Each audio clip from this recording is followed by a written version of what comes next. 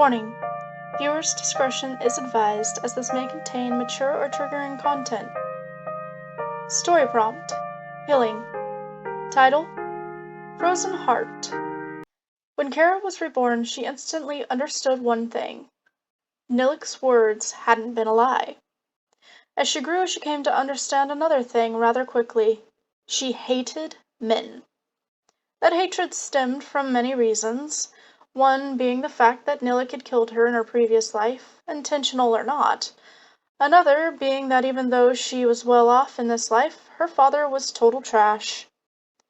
He had disposed of her mother as soon as she was of no use to him. It wasn't until Kara had first tried to rebel against him that she found out her mother was still alive, locked away in some cabin, but she had no idea where. The only reason he had kept Kara was to treat her like a maid and eventually sell her off as a marriage tool. Which was why Kara now found herself staring coldly at yet another man.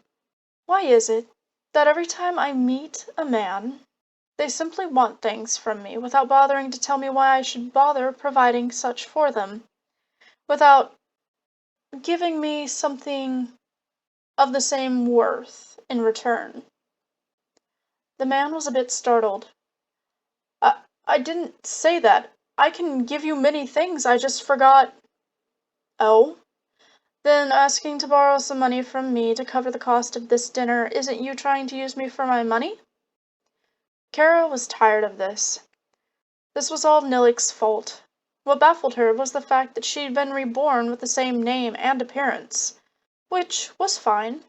It made it easier for her. It didn't feel so foreign to be in her new body, even if she had to readjust to the world around her. She'd come to find out that about a decade had gone by since her death. Pretty strange, going to visit your own grave, but at least she had gotten a proper grave. She stood. I'm out of here. Oh, and claiming you forgot your wallet is the lamest excuse you could use. You picked this restaurant, and I showed up even though I didn't want to. Did you know I don't even like the food here? I would have been much happier going to a cheap place and eating a cheeseburger, fries, and a milkshake. But you decided, oh, she's rich, I can eat fancy and not have to pay. The man sat there, staring at her. I'm not some poor beggar. Kara began to laugh. Oh, you aren't? My bad. It sure seems like it. Well, Mr. Not Beggar, you can surely afford to pay for your meal then, can't you? Kara spun on her heels, leaving the man in his seat to panic about paying for the food he had eaten. She hadn't even taken a bite or drink from the fancy layout that had been spread before them. She was almost to the door when the sound of laughter filled her ears, and she paused when it made her heart flutter. Then she heard his voice, a voice she knew all too well, even if it had been so long. Nilik's voice and laughter were burned into her very soul like a horrid reminder. He sat with some woman who held a striking resemblance to Kara. The only difference was the fact that Kara had dark brown eyes and this woman had green eyes. She watched them, having forgotten all about the man she had just left alone. He was indeed human now. His eyes an ice blue, his skin a creamy pale color, and his hair was platinum blonde. His body still seemed to be as muscular as his ice one had been. The suit he was in looked like it was about to burst from the seams. And, as she had thought, his face was striking. Pain ached in her chest, but she didn't have time to be mad at herself, or be angered over the fact that he was hanging all over some other woman. Someone grabbed her roughly by her arms. You ungrateful bitch! I brought you here because your father said this was your favorite spot. He also told me you were to pay because I had to put up with you. I heard all about you, missy. Can't you do just as your father asks? I can see now why he's struggling to get you married, but I'll put you in your place. Ow! Get your hands off of me!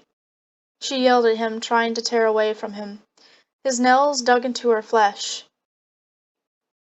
You will come back and sit down with me. You will finish this damn meal and pay for it. I'm not about to face your father or my father and tell them that I couldn't handle you as a man. We will. How about you take your hands off of her while I'm asking? You're hurting her. Kara's heart raced. It seemed Nilek noticed her and had come to help. She felt a tad mad at herself, though, feeling happy about it in the first place. Who do you think you are, some lover of hers? Nick shook his head, grabbing the man's wrist and putting an almost breaking pressure on it. No, I'm someone who doesn't like seeing women hurt. Kara's date flinched, letting her go almost instantly. You'll pay for this, Kara! She rubbed her arms. Are you okay, miss? She nodded.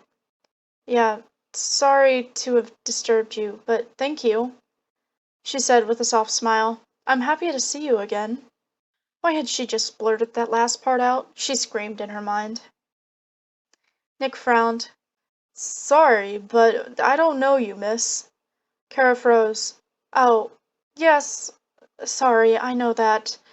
I must be in shock. The pain she felt before became more intense at his words, but also angered her a bit. He smirked slightly. Would you like to join my girlfriend and I? I'm sure she wouldn't mind you joining after that. The woman in question frowned. No, I think she's more than capable of handling herself, Nick. You didn't need to step in. It seems like she was rude to that man from the start. Kara wanted to get mad at the woman, but she couldn't take her eyes off this man named Nick. Even though he didn't have pointed ears or the cold blue skin, and he was clearly human, she knew it was him. So, your words were nothing more than a lie. Even now, I know who you were, Nilek, but you're off dating someone else happily. That's very laughable. Such a funny joke that I forgot to laugh. He watched her with a frown. Who? My name is Nick, miss, not Nilek. The woman with him frowned. Honey, why don't you go pay the bill? I'll keep her company for a bit. She clearly doesn't seem well. He nodded. Okay, I'll be right back. Kara stared at the woman as she moved closer. How about you back off? I've seen plenty of women like you going after his wealth, making up stories. Some have even tried to hurt him. But guess what? None of them have been as cunning as I. So back off before you end up hurt. Laughter began to escape Kara. Oh my. Really? He really doesn't remember me at all. Hey, are you even listening to me? Kara's laughter turned to tears of anger, and her eyes latched on to the woman. You know, it's pretty funny he doesn't remember me, but he found a close replacement. So he must remember at least something deep within his mind. The woman hissed. I am not a replacement. You, with your ugly self, cannot even compare to me. Kara shook her head. Oh, certainly not. Why would I ever compare myself to filth like you? The woman screamed, slapping Kara across the cheek, but it didn't faze her. Lori, what on earth are you doing? Nick said, closing the gap and separating the two women. Hey, are you okay? He asked Kara, his hand reaching up to touch the cheek that had been slapped, but she slapped his hand away. You are such a liar, Nilek, and I was such a fool. She turned, storming away from the pair. Anger, hate, and sadness rushed her all at once. She was mad and hated herself for even thinking his words from their previous life had been true. It was now very clear to her that he had simply used her to be reborn and enjoy his own life. But if that were the case, why had she been reborn? She would have much rather had stayed living in her previous life. She had finally formed a plan before he came along and ruined it all. Now she was stuck here living in this life that was full of nothing but torment. The only reason she stuck around her father was due to him holding her mother hostage. For years she had been trying to find her mother, so the two of them could live free and happy. So far, the people she sent to look for her either went missing or informed Kara that they found nothing and couldn't help her any longer. Truth be told, Kara didn't even know if her mother was alive or not. But she would find out. She would set her mother free, and they would run away. They would go live somewhere where no one could ever find them. She pulled her phone out and began looking up detectives and other people who hunted for lost people for a price. Hidden Eye? No matter what, we will find what you need, all for the right price, she muttered, scrolling through the site. This is located nearby. Her phone began to ring, showing her father's name, and she instantly ended it. Her phone rang again, and she blocked him this time. It was time she got serious. She headed for the place, standing outside before finally stepping through the doors. "Hello, what can we find for you today?" a man asked as she looked around.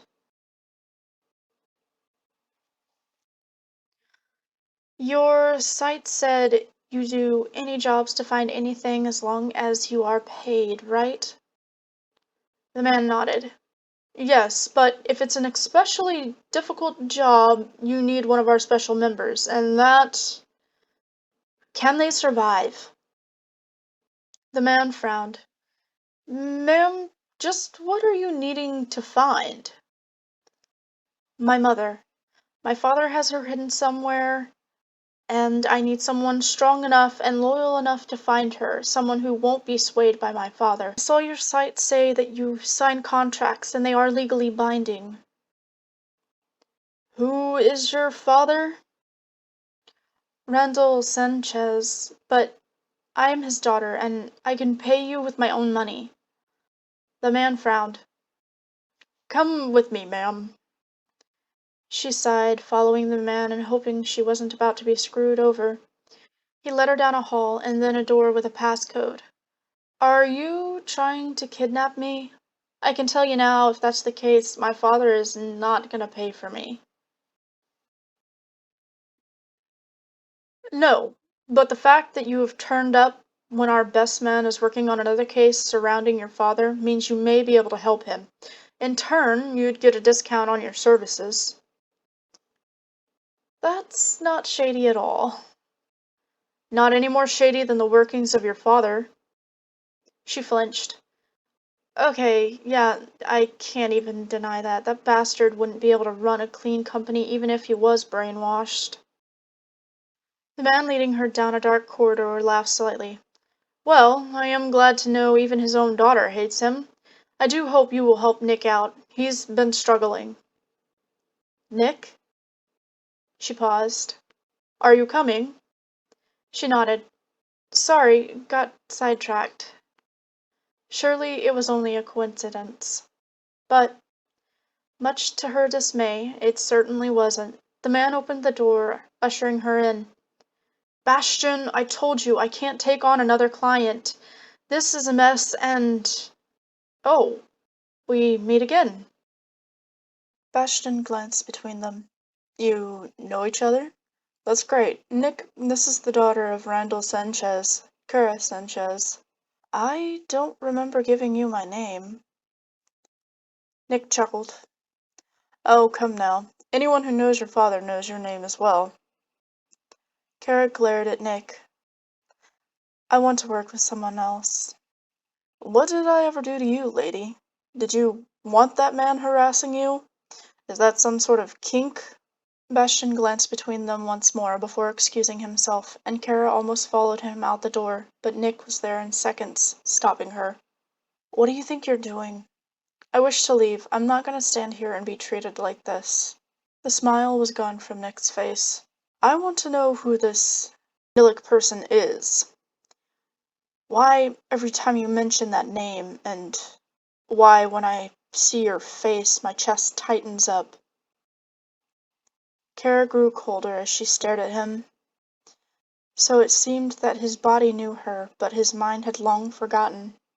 No one. He gave her a cold smirk, and it sent shivers down her spine. "It's certainly something. When you do my line of work, you can read a person well. You love this man named Nilik, and I knew you weren't lying at the restaurant. I wanted to go find you, but a nuisance was clinging to me.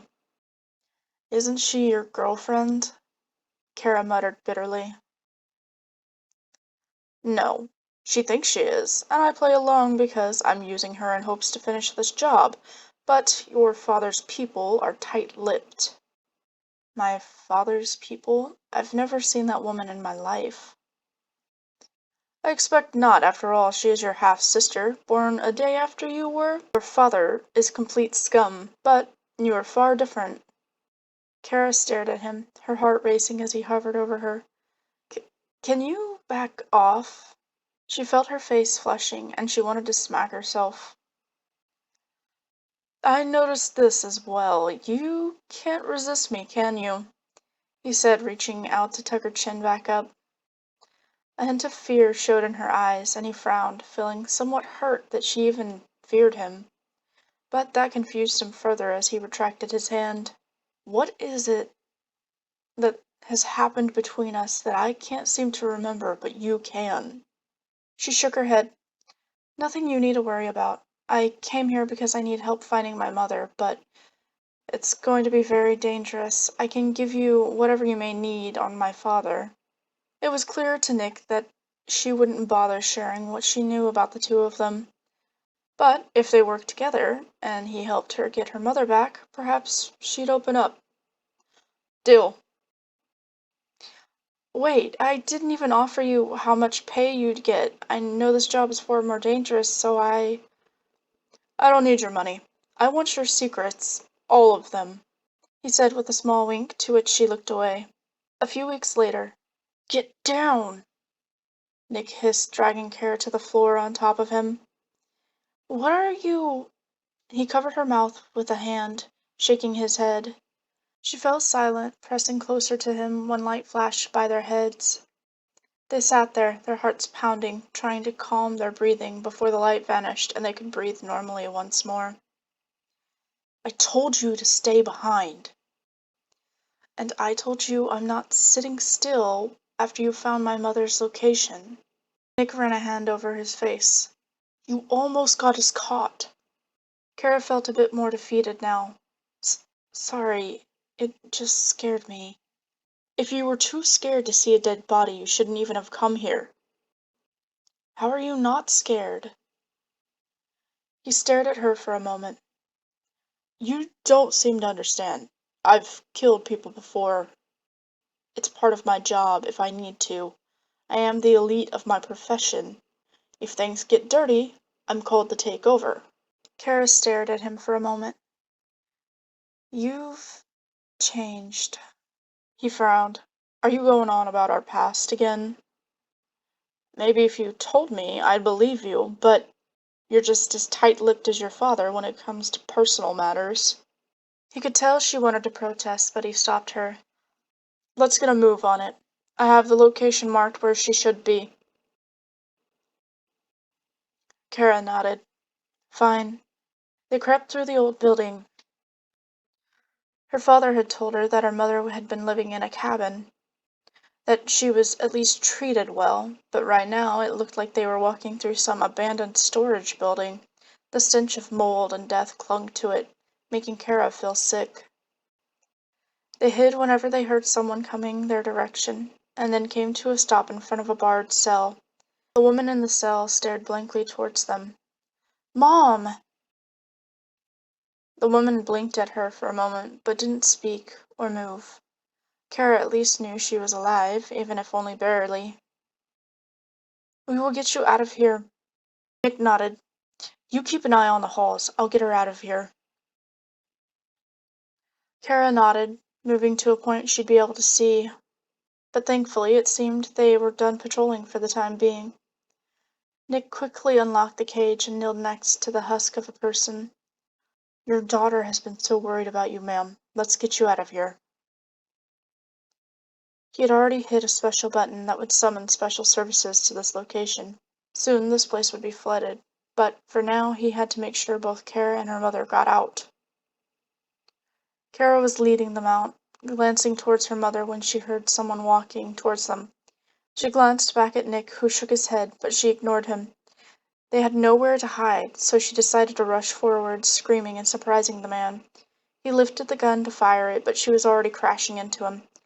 The gun went sailing into the air before hitting the ground, and there was a loud bang. It echoed through the halls, as Kara struggled to keep the man pinned down to choke him out. Finally, he had stopped struggling, and Kara let go. "Get a move on it, Nick. They will be here soon after hearing that." Nick was already rushing by her. She grabbed the gun before following behind him and using her light to guide them out of that place, but something caught her eye. A red stain soaking through Nick's gray t-shirt. "Oh, God, you were shot?" Nick flinched slightly as they moved. "Just focus. I'll be fine. EMTs, SWAT, and police will be arriving soon. We'll be fine." She heard the strain in his voice. "Give me my mom. I'll carry her, and you just keep your eyes open. Damn it," he growled as he staggered, and Kara was quickly there to support him. "I'm sorry," she muttered, and he felt her trembling. The sounds of sirens greeted them as they got out of the building, flashing lights closing in. He hadn't been joking. Nick set Kara's mother down, panting as he slid to the ground. Crap. He put pressure on the wound, but he had already lost a lot of blood. "Just hang on." Kara's face entered his view, and he smiled slightly. "If I die in your arms, that's not so bad." Tears slid down her face. Not again, please, no." He didn't understand her, though, as his consciousness faded. Kara felt her world tilt as Nick collapsed into her arms. She was quick to check his pulse, but felt nothing. "Nillik, please." She laid him flat on the ground before starting compressions, leaning down and breathing air back into his lungs. Shortly after that, the ambulance arrived, rushing them all to the hospital. Several days had gone by since Nick had been rushed to the hospital. When he awoke, he was disoriented and worried about Kara and her mother. Much to his relief, Kara was there next to him. She was fast asleep, and he felt like they'd been in a similar situation before. Flashes of something came to him. Kara was laying in a bed, and a blue being that shared his features sat next to her, trying to take care of her. She seemed rather sick. He frowned slightly, rubbing his head as it ached. The movement, though, woke Kara, and she sprang up, throwing her arms around him. "I'm so happy you're alive," she cried. "Sorry to worry you." He thought she would pull away from him, but he was shocked when she kissed him. Feeling the warmth of her lips on his made him groan slightly. It was strange. Most women never had any effect on him, but the moment he had seen Kara, he had wanted her. Other things began to flash through his mind. The same blue man kissing Kara before vanishing. And then all of it started to click back into place. He pushed her away slightly, holding a hand to his head. I'm sorry, I shouldn't have." He grabbed her wrist before she could run away. "I'm sorry, Kara. I should have remembered what we had shared on that wintry land." Kara stared at him in shock. "Nillik?" He nodded. "I don't know why I couldn't remember our past. That's not how it usually goes." "Yeah, well, does your kind usually kill their fated one?" He frowned, shaking his head. "Not that I was ever told about. Did you?" She smacked his shoulder. "Yes. I died shortly after you vanished on me. I've been living in this nightmare of a second life waiting for you, and then when I find you." She was now sobbing, and he reached for her, pulling her into his lap. "Sorry. I'm so sorry, Kara. I didn't know that was how it would work. I I won't leave you or forget you ever again, I promise." She sobbed into his chest. You better not, or I will really never forgive you. For now, I'll call it even since I did sort of shoot you." Nick chuckled slightly. "Remind me never to piss you off. How is your mom?" Kara frowned. "She isn't good. They say even if she does get better, she doesn't have much longer to live, due to how long she's been in this state." Nick frowned. "I'm sorry." Kara shook her head. "It's my fault. I should have done this a long time ago, but now I just want the three of us to live together, somewhere out of sight." Nick smiled. "I have a beachside villa, and I can get the best personal doctor for your mother." She laughed softly. "Do you forget I have my own money as well?" The two of them were interrupted as a few cops came in, asking them questions and informing Kara about the charges her father would face, asking that she take a stand against him. She told them that she would do so happily. After everything was said and done, the three of them moved into the villa as planned. Kara's mother enjoyed the rest of her days, taking strolls along the beach, and even after her passing, Kara and Nick remained living their days out in happiness. The end. I hope you enjoyed that. I was really, really close to not giving them a happy ending. But I went ahead and I went with it because, why not? I do hope that you enjoyed this, and if you haven't, like, comment, and subscribe, and I will see you guys next time. Bye!